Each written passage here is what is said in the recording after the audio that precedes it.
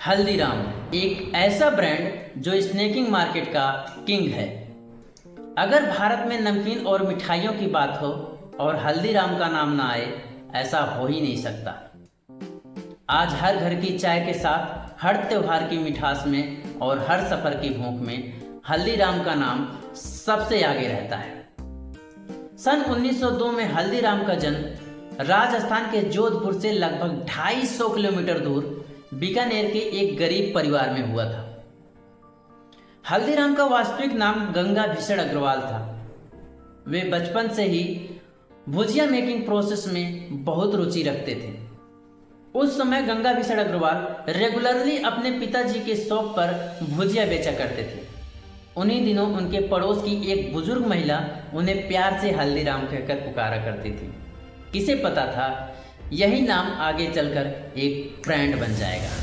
हल्दीराम जब अपने पिताजी की शॉप पर भुजिया बेचते थे तो उन्होंने नोटिस किया कि मार्केट के सभी व्यापारी बेसन और चने का पेस्ट बनाकर एक मोटी जाली वाली मेस से भुजिया निकालते थे, जिससे भुजिया बहुत मोटी मोटी निकलती थी और उसका टेस्ट कुछ खास नहीं होता था।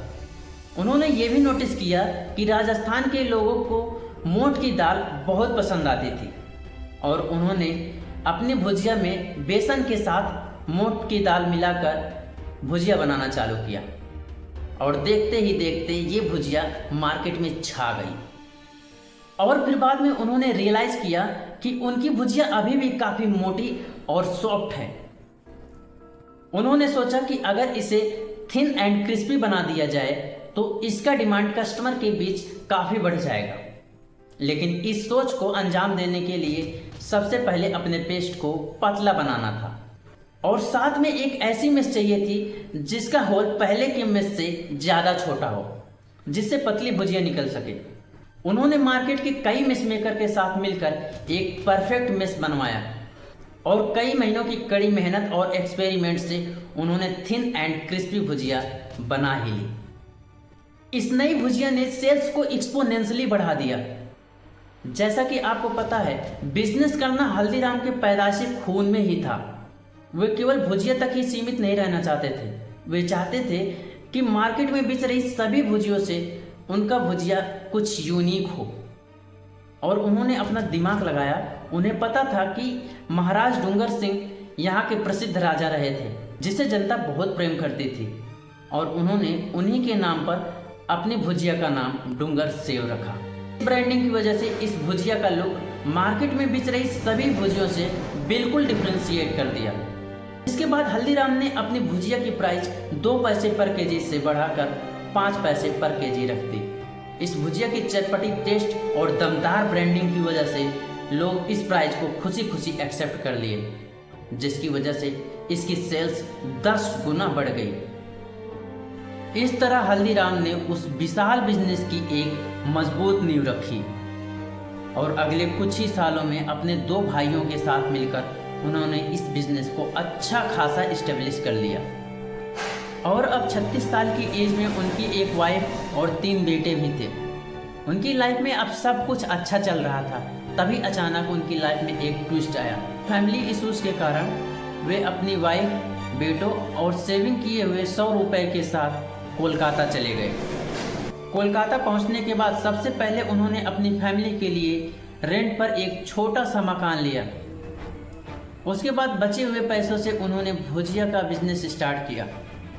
जैसा कि आपको पता है, हल्दीराम ने भुजिया मेकिंग प्रोसेस में मास्टर कर रखी थी और यही एक्सपीरियंस उन्हें कोलकाता शहर में ग्रोथ करने में काफ़ी मदद की।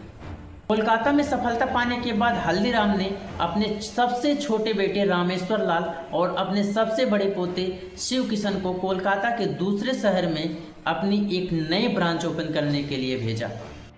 हल्दीराम की मार्केटिंग माउथ टू माउथ होने लगी और देखते ही देखते वे पूरे कोलकाता में छा गए और एक दिन में वे 150 से 200 केजी भुजिया बेचने लगे।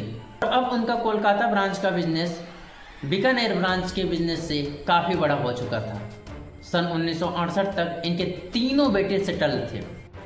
उनके सबसे बड़े बेटे मूलचंद, जो कि बीकानेर शहर का बिजनेस चलाते थे, सतीदास फैमिली से अलग होकर इंडिपेंडेंट शॉप चलाते थे और उनके सबसे छोटे बेटे रामेश्वर लाल कोलकाता शहर का बिजनेस चलाते थे। ये सब देखते हुए हल्दीराम ने बिजनेस से सेमी रिटायरमेंट ले ली थी और बिजनेस को सुपरवाइज करने के लिए कभी कभी विजिट किया करते थे। बिजनेस अच्छा खासा चल रहा था। इसके बाद हल्दीराम ने जो किया वो एक सुनहरा चैप्टर साबित होने वाला था। हल्दीराम के बड़े पोते शिव किशन, जो कि अपने चाचा के साथ कोलकाता शहर का बिजनेस चला रहे थे, 1968 में नागपुर में एक नई ब्रांच हल्दीराम नाम से ओपन करने के बारे में सोचा। वे नागपुर में भुजिया के अलावा मिठाइयाँ भी बेचना चाहते थे, लेकिन स्टार्टिंग में उनसे कोई भी मिठाई नहीं खरीदता था। इंडिया में सबसे पहले काजू कतली इन्होंने ही लेकर आए। जब उनकी काजू कतली कोई भी नहीं खरीद रहा था, तब हल्दीराम ने एक दिमाग लगाया। जो भी कस्टमर उनसे भुजिया लेने आते थे, वे उसे अपनी काजू कतली फ्री में टेस्ट कराया करते थे।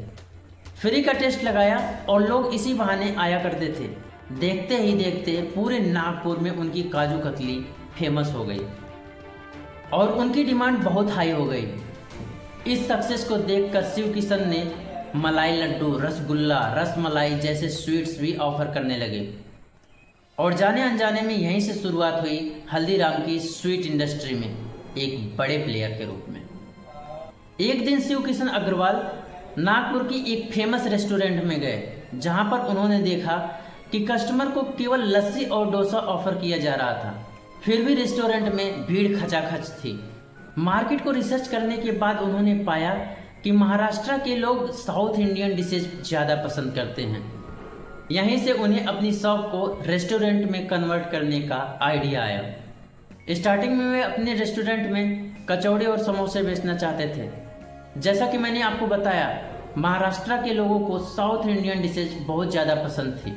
वे समोसा और कचौड़ी नहीं पसंद कर रहे थे। यहाँ पर शिव किशन अग्रवाल ने काजू कतली वाली सेम स्ट्रेटजी अप्लाई की। वे रेस्टोरेंट में आए हुए कस्टमर को फ्री का समोसे और कचौड़ी टेस्ट कराया करते थे और धीरे धीरे लोगों को उनकी कचौड़ी और समोसे पसंद आने लगे, जिससे रेस्टोरेंट में कस्टमर की भीड़ बढ़ने लगी। लेकिन शिव किशन के माइंड में इससे भी बड़े प्लान थे। वे अपने प्रोडक्ट को नेशनल लेवल तक ले जाना चाहते थे। 1982 में उन्होंने अपने सबसे छोटे भाई मनोहर लाल को चुना, जो कि बीकानेर का बिजनेस चला रहे थे और अब उन्हें एक ऐसे शहर की तलाश थी जो उन्हें नेशनल लेवल तक ले जाए, और वो शहर था भारत की राजधानी नई दिल्ली। वे अपने भाई के साथ दिल्ली गए और वहाँ पर एक नया आउटलेट खोला। बिजनेस काफ़ी तेज़ी से ग्रो कर रहा था और धीरे धीरे उन्होंने दिल्ली में कई आउटलेट खोल दिए। लेकिन अब भी हल्दीराम एक देसी और मीडियम साइज बिजनेस था। शिव किशन और मनोहर लाल हल्दीराम को इंटरनेशनल लेवल पर ले जाना चाहते थे। उन्होंने देखा नेस्ले और पेप्सी जैसी बड़ी कंपनियां इंडिया में कन्वेनियंस फूड बेचना चालू कर दिया था, बेसिकली पैकेज्ड और रेडी टू ईट फूड। ये सब देखते हुए हल्दीराम ने अपनी पैकेजिंग और ब्रांडिंग पर विशेष ध्यान दिया। जहां पर इंडियन बिजनेस नॉर्मल सी पैकेजिंग के साथ अपने प्रोडक्ट को सेल कर रही थी, हल्दीराम ने इस गैप को फुलफिल किया। हल्दीराम ने अपनी पैकेजिंग के साथ नाइट्रोजन गैस फिल करके अपने प्रोडक्ट को सेल करना चालू किया। नाइट्रोजन गैस फिल करने से प्रोडक्ट की सेल्फ लाइफ कई दिनों से बढ़कर कई महीनों तक हो जाती थी और यहीं से हल्दीराम ने अपने प्रोडक्ट को इंटरनेशनल लेवल पर सप्लाई करना चालू कर दिया। America, Australia, Canada, Japan, Singapore जैसे 80 देशों में आज हल्दीराम अपने प्रोडक्ट को सेल कर रहा है और इंडिया में इसके 150 प्लस आउटलेट्स हैं। हल्दीराम का 80% रेवेन्यू पैकेज्ड प्रोडक्ट से आता है और 20% रेवेन्यू आउटलेट से आते हैं। आज हल्दीराम 90,000 करोड़ की कंपनी बन चुकी है। साल बदलते गए, जमाना बदल गया, लेकिन कुछ नहीं बदला तो स्वाद का वो जुनून और सपना देखने का वो जज्बा। हल्दीराम ने हमें सिखाया कि एक छोटे से आइडिया को अगर सच्चाई से पकाया जाए तो वो भुजिया नहीं, एक ब्रांड बनता है। वो बूढ़ी दादी की मिठाइयाँ, वो ऑफिस की कैंटीन में समोसे, वो ट्रेन में बजता हुआ नाश्ता या दीपावली पर तोहफे में मिठास, हर जगह है हल्दीराम। आपको ये डॉक्यूमेंट्री कैसी लगी और आप अगली डॉक्यूमेंट्री किस टॉपिक पर देखना चाहेंगे कमेंट करके ज़रूर बताएं। और जाते जाते वीडियो को लाइक तथा चैनल को सब्सक्राइब जरूर करें। Thank you so much.